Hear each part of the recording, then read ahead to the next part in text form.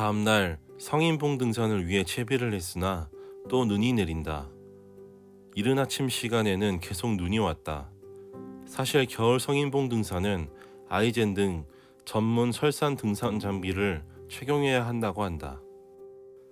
내가 너무 성인봉 겨울을 쉽게 봤나 보다. 어제 성인봉 혼자 등반하시던 한 분이 안타깝게도 변고가 있으셔서 주변 분들도 나의 등반을 만류하셨다.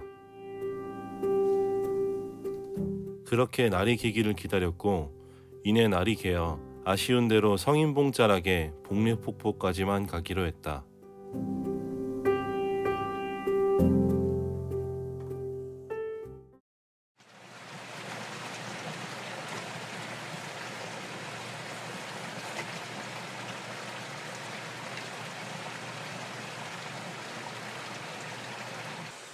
복례폭포 가는 길도 눈이 쌓이거나 길이 얼어서 마을 초입에 주차를 하고 걸어가야 했다.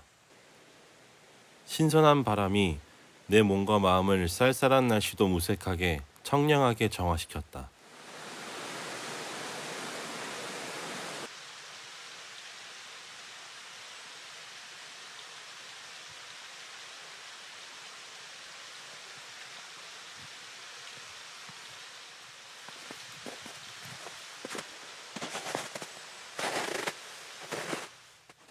약 20분 뒤 복례폭포 들머리에 도착하여 매표를 했다.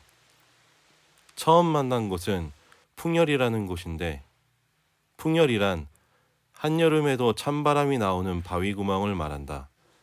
내가 찾은 때는 영하의 겨울이라 그런지 풍열을 느끼기는 힘들었다.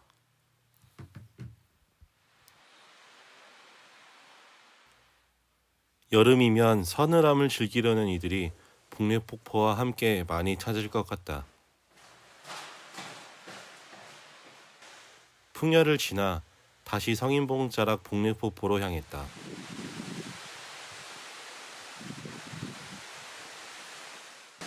풍열을 지나면 만날 수 있는 곳은 바로 삼나무 숲이다. 본격적인 들머리라고 볼 수 있는데 겨울엔 제설이 안 돼서 위험했다. 삼나무는 해충이나 세균에 강하여 고대 삼국시대에는 귀족들의 관으로 쓰이기도 했고 발효식품을 만드는 천연용기로도 쓰이며 지붕의 건축자재나 방품림으로도 많이 식재한다.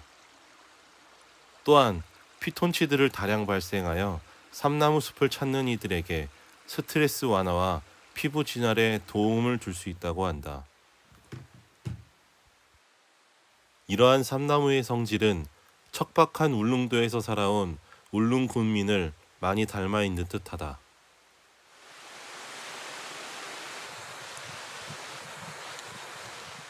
삼나무 숲을 지나 이내 복례폭포에 다다랐다. 복례폭포 부근은 눈이 전혀 녹지 않아 방심하면 발이 빠져 다칠 위험이 컸다. 그래서 먼저 간 사람의 발자국을 따라 조심스럽게 올라갔다.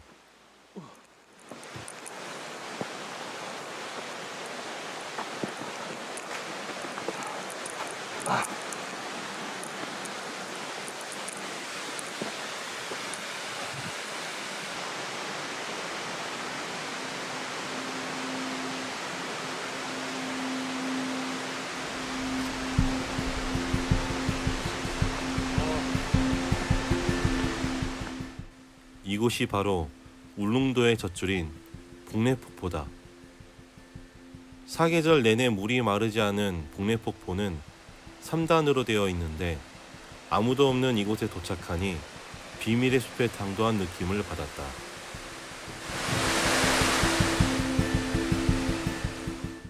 겨울에도 얼지 않고 청정수를 내리고 있는 복례폭포는 사계절 마르지 않는 울릉군민의 젖줄이라는 걸 증명해 보이고 있었다.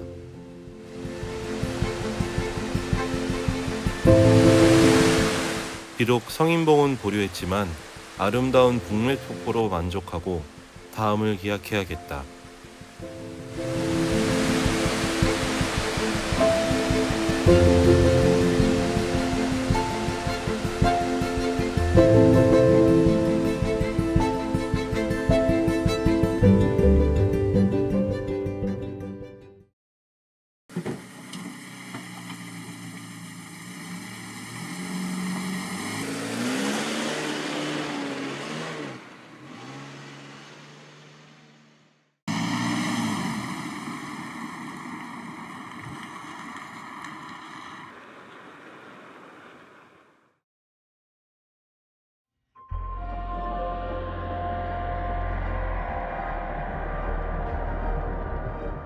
복례폭포 여행을 마치고 태화전망대 방향의 해안도로를 타면 만날 수 있는 명소들을 차례로 찾았다.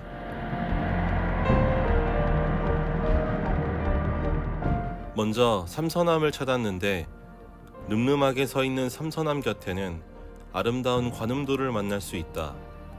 그런데 관음도 가려는 당일 갑자기 운영 중단을 하여 아쉽게도 드론으로 간접 여행을 할 수밖에 없었다. 바람 부는 날이면 간혹 안전을 위해서 운영을 중단한다고 한다.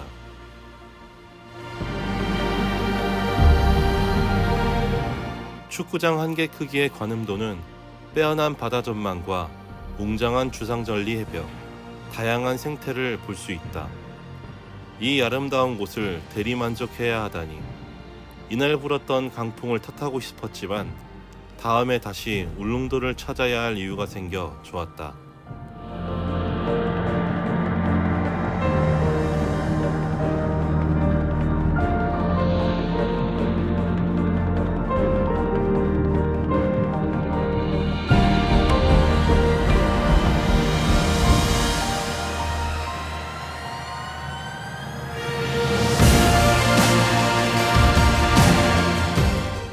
이곳은 추산 또는 송곳산이라고 하는 곳인데 이 장엄한 벽 때문에 주라기 공원 같다는 이야기를 여러 사람들이 한다.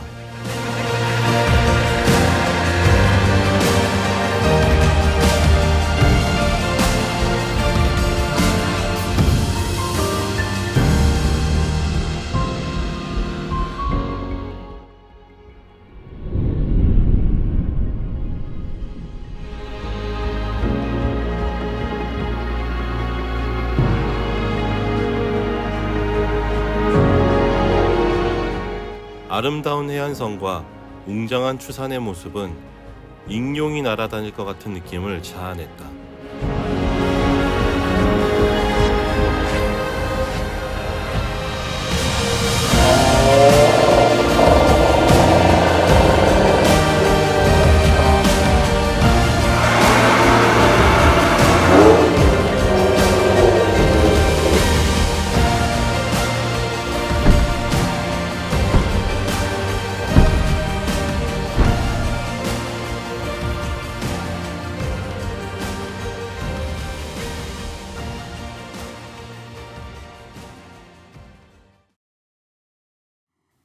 계속해서 태화전망대로 이동했다.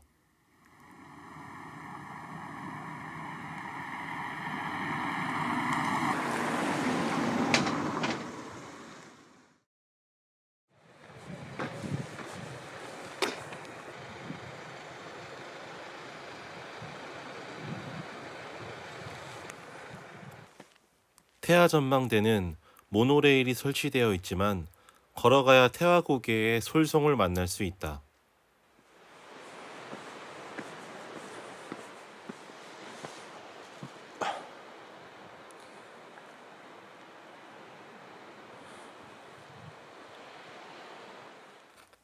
거북이 등껍질처럼 갈라진 솔송의 수피가 때묻지 않은 세월을 대변해준다.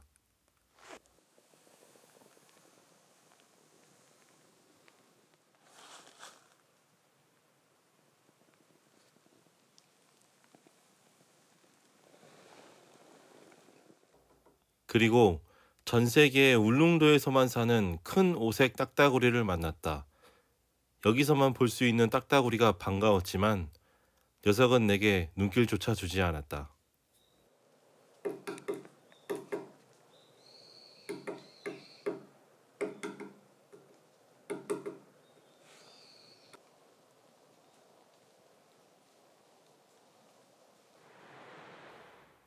약 30분의 등산 끝에 전망대에 다다랐으나 일몰 시간이 다 되어 전망대는 못 찍고 초보고 사진가의 태화항과 전망대의 일몰을 대신 담았다. 그렇게 나의 울릉도 여행은 끝을 향하였다.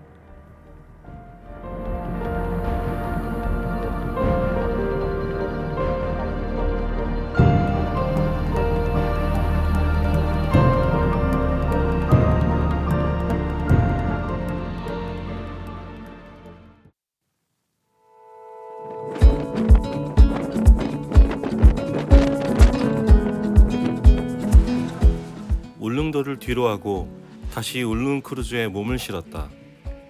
악천후로 여행을 방해했던 날씨는 떠나는 크루즈에도 같이 탑승한 듯 했다. 6인실에 짐을 풀고 돌아가는 선상에서 식사를 하기 위해 크루즈 선내 식당을 향했다. 이제는 다시 파도치는 일상으로 여행을 떠나는 길이다. 30 초반에 나를 돌아보기 위해 떠났던 울릉도 여행, 꼭 한번 다시 찾을 것 같다. There's nothing in my way.